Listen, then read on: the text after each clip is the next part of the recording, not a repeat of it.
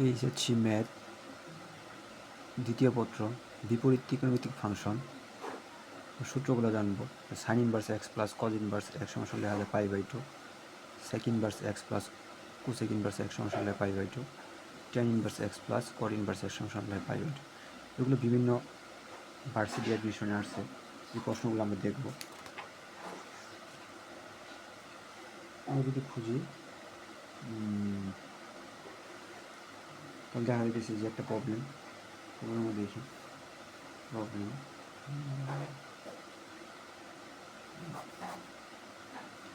Sign inverse 2y5 plus cos inverse 2y5 এর মান কত? তো এর মান কত? এইগুলো আমরা তো জানি। এগুলো এমসিকিউর জন্য আমরা কি আমি লিখে ফেলতে পারি যে sign inverse x plus cos inverse x সমান লিখতে পারি পাই বাই টু। শেষ আনসার। তো এটা সমস্যা লিখতে পারি, এটার মান লিখতে পারি, সমস্যার মান সমান লিখতে পারি কি, বা sign inverse x plus cos inverse x সংগ্রহ করলে কি এর মান আসে পাই বাই টু। এটা আনসার, এটাই আনসার। ক্লিয়ার? এরকম আমরা আরও অনেক ম্যাথ পারবো সামনে, যে এই টাইপের আমরা অনেক ম্যাথ করবো।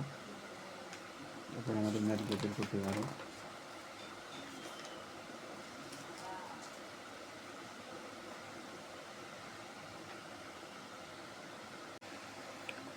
একই টাইপের আমরা আরও কিছু এমসিকিউ দেখবো।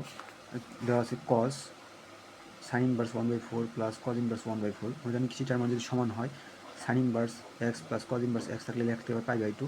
কস পাই বাই টু মান কত? কস পাই বাই টু মানে 90, কস 90 মান কত? কস 90 মান 0। তাহলে আনসার কত? D number.